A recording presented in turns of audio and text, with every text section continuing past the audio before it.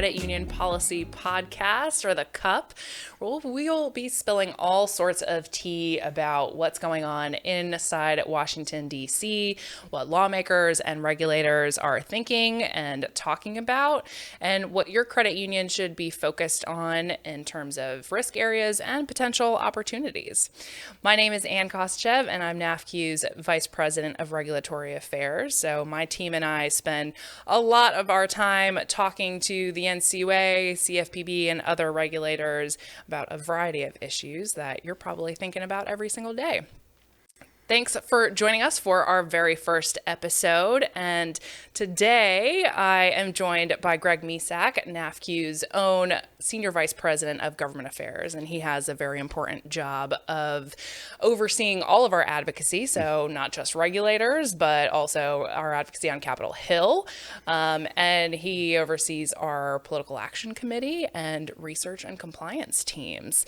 So today I wanted to accomplish a couple of things. First, talk to you all about the basics of lobbying and what it is that NAFCU does when we say that we're advocating for the credit union industry, and then to talk a little bit about some substantive issues that NAFCU is focused on right now. So with that, I'll turn it over to Greg and have you introduce yourself and tell us a little bit about your background and what brought you to NAFCU. Well, thank you, Ann, and I'm very excited to be here and honored to be on the very first podcast. That's really exciting. How about that? A little bit about me. So I've been in D.C. for a long time. I have the very typical story. After I graduated from college, I came here to be an intern for a congressman. And when I got to Capitol Hill, I fell in love with politics. I fell in love with policy, politics, the whole process. And I knew this is where I wanted to be. So I've been in D.C. for longer than I'd care to admit, but I worked on Capitol Hill for a number of years. The fun thing about Capitol Hill is you get exposed to so many different areas, so many different issue areas. And somehow, unexpected, I didn't plan it, I fell in love with financial services. It's kind of weird, but I started working on it. When you're young on Capitol Hill, you take people who spent most of their time studying political science and history and all of a sudden make them policy experts on things ranging from energy to healthcare to education. And I had financial services dropped in my lap, and I loved it. And I've kind of stayed in that area my entire time since then. After working on Capitol Hill, worked for a member of Congress on the House Financial Services Committee and got to be there during some really neat times. I got to staff the Sarbanes-Oxley Conference Committee, the TRIA Conference Committee, FACTA Conference Committee. Got to work on some really meaningful legislation when I was on the Hill. And then I left and worked for a banking trade association, community banking trade association. But I spent the last 14 years working at a multi-client lobbying firm, representing companies in financial services, out of financial services, working with companies trying to establish themselves in Washington, D.C., trying to work with some companies who had some real issues they were facing during times like Dodd-Frank that affected all of our clients, affected everybody. It was such a big piece of legislation. And it gave me the chance to kind of build a bigger view of advocacy from just thinking about Capitol Hill to thinking about all the different levers in Washington, D.C., be it the administration, the regulators, Capitol Hill, think tanks, PR, that whole picture. And what brought me to NAFCU was my predecessor, who had, NAFCU had actually been a client of mine at my previous firm. And when Carrie Hunt said she was leaving, I really loved NAFCU. I love the executive team. I love the members. And I thought there's the kind of opportunity you can't say no to. And so I applied, and true to form, Dan Berger put me through the ringer as much as he could in the application process and the interviews, and I made it through. And so I'm here, and it's exciting. Yeah, well, we're glad to have you, of course. And it's funny. There are so many different. You can think of it as like spokes in a wheel, in terms of the lobbying machine in Washington, D.C. And I'm curious, what about financial services kind of got you super excited? That's a really good question. I think because financial services touch so many levers in our society, it's so deeply personal. And when you think about from the individual perspective, it's your credit card, your checking account, getting a car loan to buy your first car, buy your mortgage. But at the same time, it's this high level, it's government debt, it's bonds, it's these massive complex markets. And so you have things start out with this little individual, a person going to get a mortgage at a local credit union, that then gets fed up into this amazing complex global financial system where those mortgages can be packaged off and resold. Oh, yeah, the and then you have people securitization. taking out hedges. And so you have futures markets and interest. It's so amazingly complex, but so amazingly personal at the same time. And I really found it intellectually stimulating to the point I actually went and got my MBA while I was on Capitol Hill because I want to learn more about this. I want to know more and understand it better. Yeah. Yeah, definitely. I mean, there's so much you can sink your teeth into, and I'm sure that people feel that way about a variety of industries, right? You mentioned, healthcare and a bunch of other topics. Every sector, every industry has lobbyists. That's Yes, for they sure. do. But what do we mean when we say lobbying, and what is it exactly that NAFCU does when we advocate for credit unions? I think that sometimes there's this air of mystery where people think like, oh, lobbyists are, they just go and live in the halls of Capitol Hill and talk to lawmakers, and there's some truth to that for sure. But lobbying's a little broader than that, right? Lobbying's a lot broader than that. At its core, lobbying is kind of three fundamental pieces to it. It's relationship building. And so it is, to your point, you go to Capitol Hill and you spend time interacting with lawmakers, interacting with their staff. But also, it's not just Capitol Hill. It's your team with the regulators. It's the same concept, different people, different levers. It's building those relationships with the people that matter to credit unions, the people who make decisions affecting credit unions. And so that you build that relationship, and by doing that, you build trust, you open channels of communication, you build a rapport. But once you have that relationship, what you're really also doing is it's educating and storytelling. That's what it really is, because lawmakers come and go, regulators come and go, staff come and go, and it's our job to be that institutional knowledge to keep building those relationships and keep telling the story of credit unions, telling people what credit unions mean for Main Street America, our important role in this country, in this economy, and what we provide for our members. And so that storytelling part of it and the educating part of it. How does this work? What do credit unions really do? At their core, what are credit unions? And how do they provide these basic services? How do they help their communities? That education is so important because there's people on the other side.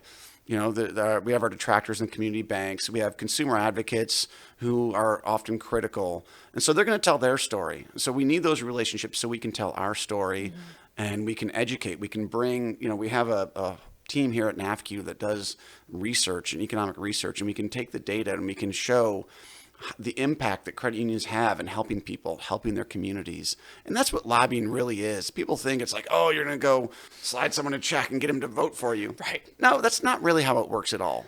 What you really have to do is that person is hearing from a bunch of different voices. And you have to make sure that you build a relationship and have the data so that your voice can be heard. And when it's heard, that it's meaningful, that it's impactful, that you're getting your story across to them so they can understand when they vote on a piece of legislation, when someone at the NCUA votes on a rule, what impact is that vote going to have? And so they, in our view, it's vote the right way, and really what you're trying to do is show them they're voting to help the people in Main Street America who are credit unions members. Right. And again, it's not just Capitol Hill. It's the White House. It's the NCUA. It's the CFPB. The CFPB doesn't face voters every year. They're not, the director's not elected. So we have to find a different way to do the same thing. Your team is going up there and working with the staff at CFPB to build that trust so that we can be a trusted source. So when they have a question, they're proposing a rule, we have that ability to go try to educate them about the impact of their rule. Yeah, so you raise a really good point about, I think, kind of the difference between, lobbying on Capitol Hill versus at the regulators. They're not, elected officials and not worried about getting reelected, although they may be worried about getting kicked out of their position, especially if it's, the head of the CFPB or, no longer being chairman of the NCUA, as recent Supreme Court decisions have said that the president has the authority to push out the director of the CFPB, and obviously the board at the NCUA can switch up depending on who the party in office. But what do we have to do to get elected officials and members of Congress to really care about credit union issues, and how do we explain the significance, because talking to the NCUA, I mean, they get it, they know what credit unions We hope are. so. Right, we hope.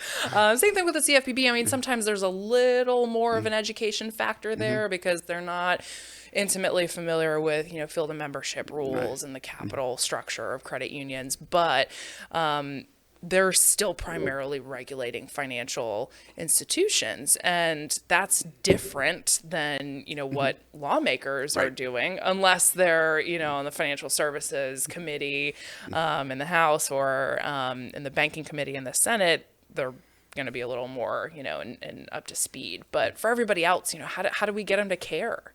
I think the most important thing is, and it goes back to them being elected, we have to make it so it's not a credit union issue. It's a Main Street America issue. It's their constituents issue. It's this town in their district. Depending on the nature of their district, it could be this underserved community in an inner city. It could be a rural town that doesn't have many basic, the credit union is kind of the last man standing for financial services. You have to make it so that it's not about the credit union industry. It's about their voters. It's about the impact on their voters. And so lobbying, another way to look at it is it's not just NAFCU staff. Lobbying is also NAFCU's members. We need their members to go talk to their member to member. So we have three layers. We have the member of the credit union and the member of Congress. But really at the end of the day is it's everyone pulling in the same direction to educate that member of Congress. And it's sometimes more effective to have someone back in the congressman's district or congresswoman's district when they're not here surrounded in the cacophony of hearings and votes, and they're back there, they're at a local county fair or parade or just having district meetings, going by and visiting with them and introducing yourself so that they don't just think credit union, they think, oh, it's so-and-so.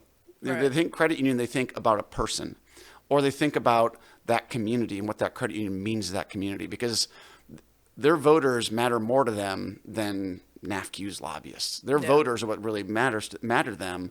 And so when we can go back and make that connection and tie it back and make it that visceral, if I vote this way, it's going to cost my constituents something. They'll lose their ability to get a mortgage. They'll lose small business lending. Or we can put it in a positive way.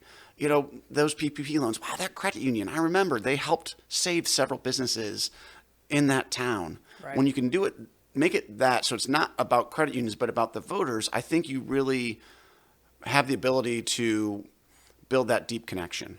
Yeah, I mean, tying it back to the impact on the community and voters, it seems like, sort of the no-brainer. Like you've got to make it real for them. They have to have some sort of impact. Otherwise, it's just another issue. It's just, another lobbyist coming to their door, talking to them about a topic that they don't really know anything about, but they're being told they need to care about. That's exactly right. And, there's a competition for members of Congress for their attention and time. Right. And, there are others out there, and when you tie it back to the Main Street, because they're going to hear, for example, from consumer advocacy groups saying, oh, this sort of business practice is really hurting your vote, hurting consumers. And they can go back to their credit union and say, what does this mean? And they say, well, here are the people I helped in your town with that product. Here's how that, something like overdraft is a really hot topic. You read my mind. I was just going to say that's a perfect product to talk about in that light, because you've got, maybe the consumer advocate saying, oh, this is, really kind of a predatory product because it's hurting consumers. They're being charged all these, fees on top of late fees, on top of, everything else. But in reality, you're looking at what credit unions are able to offer because of some of the revenue that comes in from those overdraft programs. And it's huge, like community investment and, initiatives and financial literacy, and so what's the trade-off? And it's not just that, you can go down a rabbit hole on overdraft. You can say, here's how we're helping the community. Here's the reduced cost checking. Here's this, but it's also, here's how we helped one of our members put food on the table because they didn't, they that overdraft service let them take their kid to the doctor, help them pay a bill. They're able to pay their rent. Pay their rent, exactly. So, but that's the story that a credit union can tell best, because they're not a lobbyist who's, you said, these members of Congress are literally every 30 minutes someone news in their office, and they can go from overdraft to, energy to solar power to healthcare to this, that, and the other thing. But when they're in their district and that credit union member can sit down and say to them, here's what I do with it. Here's what it actually means at my institution. Here's what it means for my members. It helps that connect so much more powerfully. And would you say that like an in-person meeting is more impactful than like a letter writing campaign, or just? I think they're both impactful in different ways. I do think that anytime you can build that personal rapport is always the best. But sometimes in our advocacy, we do have to use all the different levers. And sometimes a good example would be during Build Back Better, when the administration is proposing a rule about reporting everyone's bank transactions to the IRS. Sometimes you need scale. Yeah. Sometimes you need numbers. You need to show how many people this rule impacts, how many people this law will impact. And sometimes we need our members to go out and write a letter to their member of Congress to show that it doesn't just impact one, it impacts hundreds of thousands or potentially millions. Right. So I think there's places for all of those. A way to, you have a kind of advocacy toolbox, and there's different pieces in there. And certainly building those in-person relationships is one of the most important tools, but all the other tools are very important as well. And I think letters have a very important place for certain situations. Yeah. So I guess it just depends on the topic and what you're trying to get done. But I mean, certainly, at NAFCU, we we'll pull on different levers or all the levers at the same time, Absolutely. Depending on what we need to get done. And how, big of a priority that issue, might be for NAFCU. So, kind of what are NAFCU's priorities right now, both broad strokes and some specific issues that are kind of keeping you up at night? Sure. Our board actually sets our overall policy priorities. That's one of the great things about NAFCU. We have a board of credit union CEOs, and they set those. So they're, we kind of have 5 main big buckets, like you said. The first one's growth. We want to help credit unions grow. We still believe that credit unions are the best source of safe, affordable financial products for Main Street America. And so we want to help credit unions grow and reach out to more members. But under that, we look at things that help credit unions grow, that help them evolve. So technology and innovation is one of them. Credit unions need to be able to have the latest in technology and latest products available for their members, because if you're not evolving with the times, you're not going to compete. You're not going to be able to retain your members. Regulatory relief is another one, always critical. And we hear all the time from our credit union members about the cost of the regulations, the burdens it places on there. How many staff are required just to comply with all the regulations every day? So we're always working, and that's something you're on the front line with, trying to find ways to lessen that burden. So instead of focusing on complying with regulations, we can focus on taking care of our members. Data protection is such a big deal right now, especially kind of you look at the latest wave of cyber attacks and everything that credit unions are facing. And then, when there are hacks, the costs, and it's not just credit unions. When retailers have some sort of data breach or they're hacked somehow we always end up paying for that, So trying to find ways to create a uniform national standard so that everyone has a certain requirement they have to meet, and that's uniform, so we're not trying to worry about state X has one rule, state Y has another rule, trying to create something that reduces costs while improving security for everybody. And then finally, fair market is our 5th one. And that's all about the competition. Credit unions embrace competition. You look at any survey out there, credit unions always rank tops in customer satisfaction and loyalty, but you're having to compete with folks who don't have the same level of regulatory requirements. I talked about the regulatory burdens. Well, there's a lot of upstarts, app-based fintechs who are bringing some really neat, exciting ideas to the marketplace, and we love the ideas, but they're able to go out there and they don't have capital requirements. They're not being examined all the time. Sure. They're not subject to the panoply of, Reg E and ECOA and truth in lending. And that unlevel playing field, makes it really hard for credit unions. We'd love to compete, but we want to make sure it's a fair competition.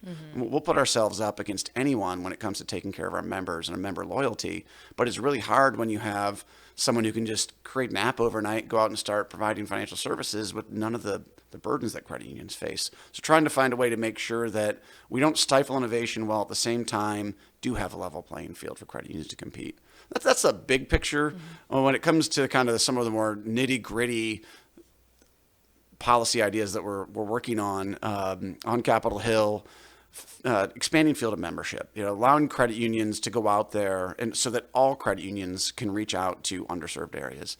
Right now, big banks are closing branches over 200 a month. So we're seeing more and more banking deserts created every day, and credit unions would love to go in and be able to try to serve those people, try to expand their field of membership so they can reach out to some of these underserved areas and provide affordable, safe financial services products. Do you think there's a digital divide there, and how might that gap be bridged? Oh, absolutely, and that's one of the biggest things. Is you look at underserved areas a lot of times in the inner city, but also in rural areas. Everyone says, "Well, hey, it's okay because you can go on the internet and open up a bank account." Well, you look at broadband in rural areas and inner cities. It's actually less prevalent than you'd think. My parents live in a small town in northern Michigan. They don't have broadband, right? And that's not uncommon. So saying, hey, just go on your computer and open up an app and open up a bank account, that's not going to do it. So I do think you made a really good point about sometimes you need to have some sort of branch, even if it's a mobile branch or enhanced ATMs or something out there where people can go to get customer service. And also just the CFPB did a really interesting study. People in rural areas still prefer to go into a branch. Yeah. We don't know exactly why that is, but they really like it. And there's a real economic cost if a community doesn't have a bank or credit union branch. So trying to pass legislation on field of membership so that we can go out and reach out to those underserved areas. And then some kind of good housekeeping things that would allow credit unions to be more competitive and better serve their communities, small business lending, trying to find some relief from the business lending cap, and loan maturities. We're seeing a lot of new products out there like solar lending where those loans could be 20, 25 years. And for federal credit unions, that loan maturity cap is really hurting our ability to go out and provide loans and innovative products that consumers want. Yeah, or at least a competitive product that makes sense in the marketplace and is affordable. And there's demand for it, and it's good. It's good for the environment. You're allowing people to do things like solar panels or other things. So yeah, and it all comes down to making sure that the Federal Credit Union Act remains something that's viable and competitive so that credit unions can continue to evolve with the customer demand. And, that the Federal Credit Union Act was written in the 30s, 90 years ago. The world's changed. And so we just need to make sure the Federal Credit Union Act changes with the marketplace. Yeah.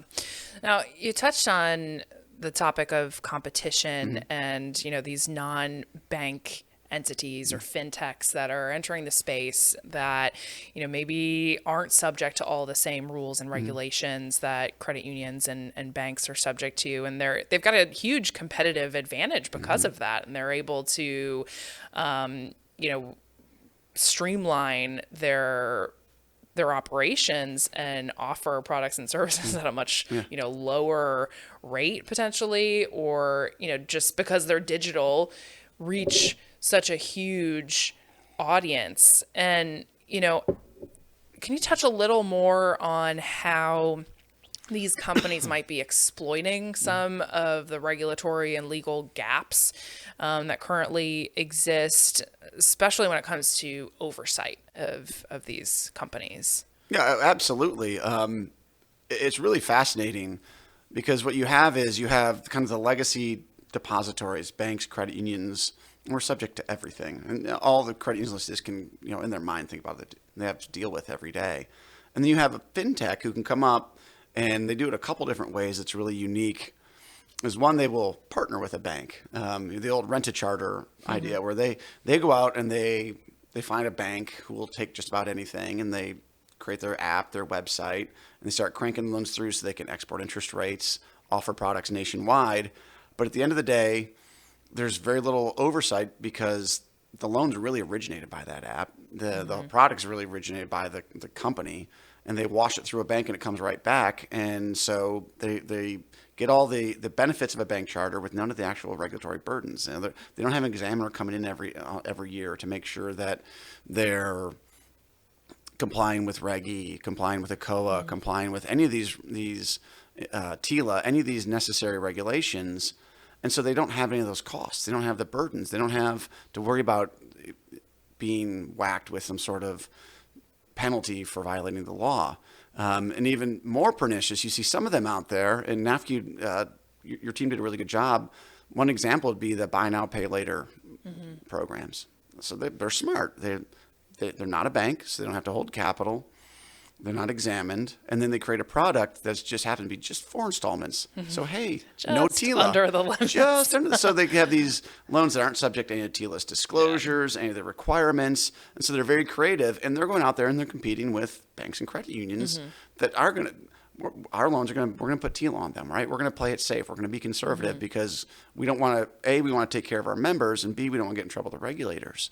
And so these fintechs who have no federal regulator, have no comprehensive oversight, and if they go out of business, who's left holding the bag? And another great example of that that's really frustrating for credit union members, when CFPB updated their Reg E guidance, when all of a sudden one of these fintechs who puts themselves in the middle of a payment and it processes through them, something that's a fraudulent payment, the fintech's like, oh, not us. Credit union, go sort this out. You go pay for it. You go make that member whole.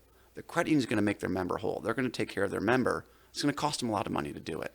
And that fintech doesn't have to deal with it. They don't have to have the customer service. They don't have to pay the money. Who would you even call at a fintech? Right. And what consumers are going to be like, yeah, let me call up Venmo or whatever. Right. They're going to go to their credit union or bank first to resolve the problem because that's where their money is.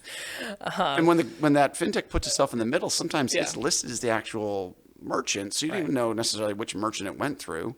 And so there's all kinds of problems with that. But they don't have the burden of having to resolve any of the problems associated with that. Yeah. So they create the trouble. We pay for it somehow. And that's just so frustrating, which, and that's all we're asking. We're not saying stifle innovation. We're not saying stop these fintechs. They've actually come up with some really neat products. And honestly, some credit unions partner with some fintechs for some products and services.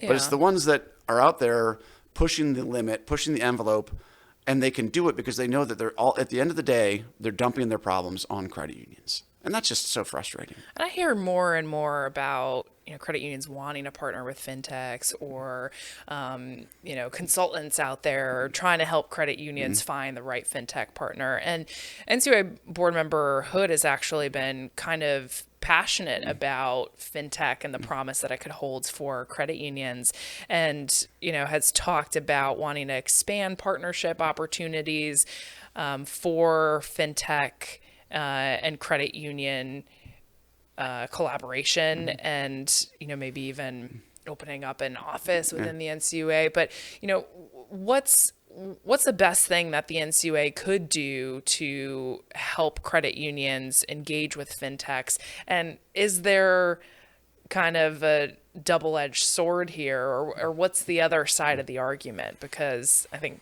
Chairman Harper, for example, would have some thoughts. Well, I do think the NCUA can do a lot to eliminate any uncertainty, because credit unions are never going to go out there and push the limit. But if the NCUA came along and said, here's a structured way in which we can encourage you to find new products, find new partners, maybe even invest in a fintech early. Because that way the credit union can work with them to make sure that it's a product that they know is safe, that the credit union can make sure that before they offer to members, by being an early investor, they can be at the front end of the development. To do your due diligence. Do your due diligence. You can make sure they have the capabilities to take care of any complaints, problems, resolve disputes early. So I think allowing credit unions, and there's a double-edged benefit there. So not only will they be on the front end of the product development, should that be successful, that credit union prospers because the fintech's prosperous, that flows back to our members. We're cooperative, so anything that we do in this helps our members. But we're also there making sure that we have the latest products, we have the latest offerings for our members, and we've done it in a way that is safe, and we've been on the front end. But for that to happen, the NCUA has to create some sort of rulemaking, making it clear for credit unions they're allowed to do that. It's not going to overstep their the Federal Credit Union Act, and the NCUA has to be supportive of it. It has to encourage them. Because the NCUA could always say, well, we don't think it's a violation. And you're like, well, what does that mean? Yeah. That mean it's okay if we do it? Is our examiner going to yell at us if we do this? Like, by being clear, being supportive, being encouraging, and being engaged on the front end, the NCUA can signal to credit unions, we want you to go out and find new products. Here's the way we think is appropriate. And credit unions will do that. Our members are very innovative. Our members want to be forward thinking. They want to be progressive. They want to grow, but they don't want to do it in a way that could get them in trouble. Yeah, and if currently your only investment options are through a QSO, that 1%, that's pretty limiting. Not every credit union has a QSO and is able to make that sort of investment or wants to, without the regulatory certainty. And not every credit union is going to want to do this. It's going to be a small subset, but that helps the whole industry because it still develops those products. It still develops new ideas. And there's, you asked about the downside. There's always risk. Anytime you invest in something like a fintech, a startup, of course, there's going to be a risk of potential losses. So it needs to be done responsibly. It needs to be done with thought and, the support of your board and support of the NCUA. And there's always going to be a risk that the next shiny object doesn't work. But sometimes you need to take a little bit of a chance, and it really helps the industry. Is crypto that shiny object? oh boy, that's a loaded question. Look, crypto's not going away. It's here to stay. Obviously with this December letter, the NCUA kind of let credit unions dip their toe in the water by partnering with third parties to offer the product. Credit unions are going to have to work with the NCUA to find a way to involve this product going forward. They just have to. Consumer demand's out there. It's got too much buzz. Has it had a bad couple of weeks? Yeah, it sure has. But it's something it's been a pretty volatile few years. Exactly. It's like a roller coaster, but it's going to be there, and credit unions have to be able to find a way to incorporate that as something that they can offer their members, but do it in a way that is transparent and clear and doesn't pose a risk for the credit union's balance sheet too. And I wish I was the person who knew the answer to that. I don't. But it's definitely not going away anymore. That's for sure. Well, and like with any product, if there are potential benefits to your members and to your community, why not explore it? And why not find ways that we can structure a regulatory environment and, a legal and supervisory framework that can permit that sort of exploration within bounds. And that's exactly right. And kind of goes back to your original question about what is lobbying. It's educating. And part of our job as an industry is going to be working with the NCUA to educate them and tell the story of what our members want, how we can do this in a way that won't put the NCUSIF at risk, won't put the credit union at risk, but will allow credit unions to stay relevant and competitive. Because if we can't find a way to incorporate this product into what we offer our members, someone will.